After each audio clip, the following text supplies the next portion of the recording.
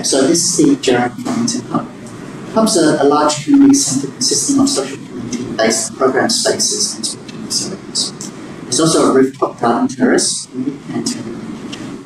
It's a council-run facility that's intended to attract and encourage participation from local residents and visitors that offer diverse multicultural and multi-generational environment. The project aspires to address social and environmental sustainability while being understated yet effective to garner community trust.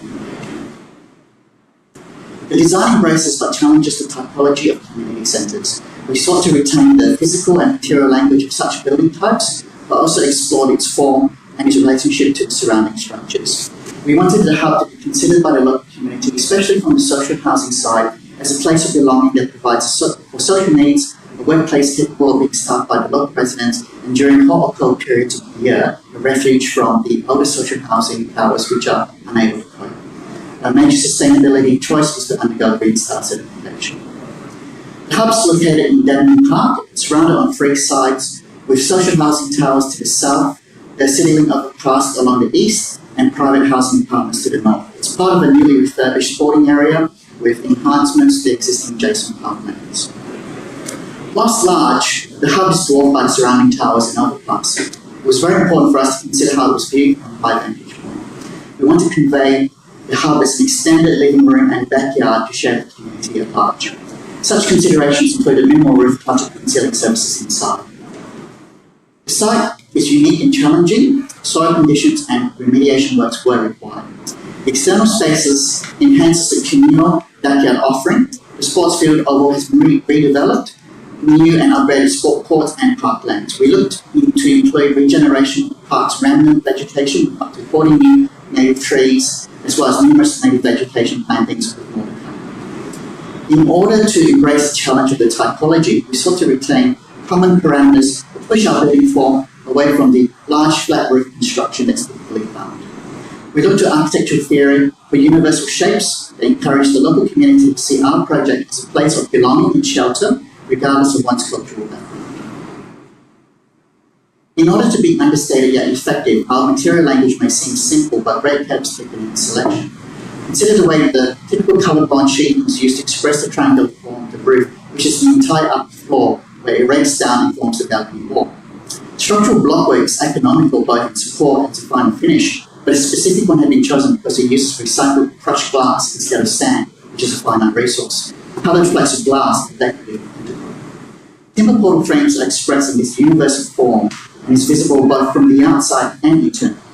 Nor is it decorative, it provides a significant structural element of the project, holding up the roof and providing the large internal spans on the top floor. For Green Star, we undertook both design and as-built accreditation. Our commitment to environmental sustainability meant implementing many ESG principles. Using engineered timber framing alone educated us about the need for the built environment to reduce carbon emissions through more sustainable construction practices. The benefits of carbon sequestration, for example, resulting in a reduced reliance on just steel and concrete structures.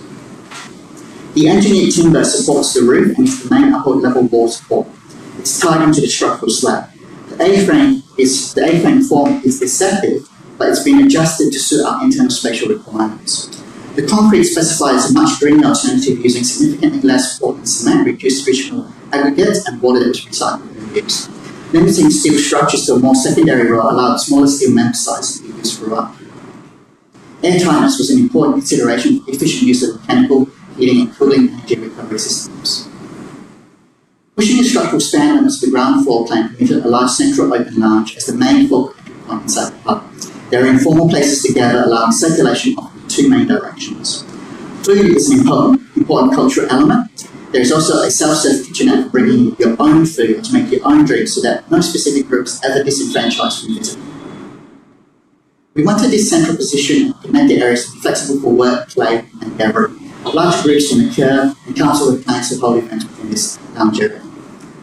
Further, there is a canteen on the ground floor and much larger fully fitted community kitchen above, and there's a photo of the cafe here as well. It was an important element during our consultation to provide multiple options, including using culinary plants grown on the roof terrace with education and cultural exchange front of mind. Some of the main special elements include gender-neutral sporting facilities, a multi-faith prayer room, appropriate ablutions in all the bathrooms, community consultation rooms, central reception point, a ground floor recreation hall, and family program spaces. The spaces are informal and configurable as needs changes.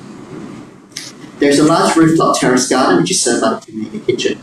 In the middle, there is a multi-level void bridging element allowing visitors to look down to the ground floor, further enhancing views of the port framing inside.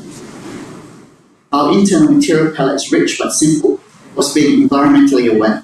The triangular forms are further expressed throughout the spaces. The vantage points in the building is purposely made to highlight the surrounding towers that are nearby and is visible whether from the inside or from the roof terrace. Further community programs are catered for along the left wing of the upper level.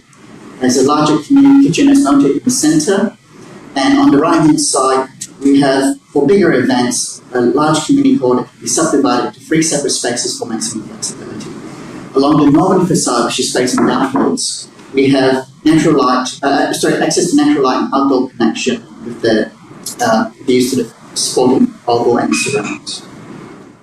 Again, the rooms are configurable on a needs basis, but the structure allows us to open up into the ceiling space, so we're not just having a single flat plane.